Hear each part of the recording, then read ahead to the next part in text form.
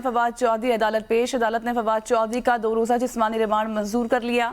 Duty magistrate Abbas Shah ने फवाद चौधरी का जिस्मानी रिमांड मंजूर कर लिया। साबिक पीटीआई रहनुमा को 2 रोज़ा जिस्मानी रिमांड पर पुलिस के हवाले कर दिया गया था। इस मुतालिक बात कर लेते हैं अपने नुमाइंदे जमशेद कादिर से। जमशेद, बताइएगा इस वक्त क्या सूरत हाल है?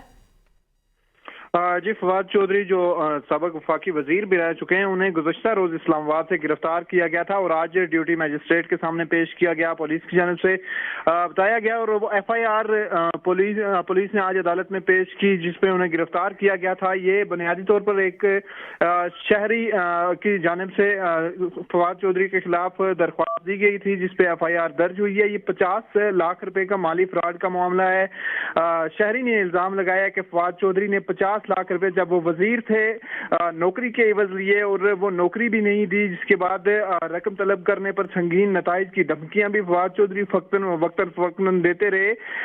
इसी हवाले से आज फवाद चौधरी को अदालत पेश किया गया और पुलिस की जानिब से 5 रोजा जिस्मानी रिमांड की इस्तदा की गई थी। अदालत ने 2 रोजा। ठीक है, बहुत शुक्रिया जमशेद, आप इस मुतालिक तफसीलन अपडेट कर रहे थे।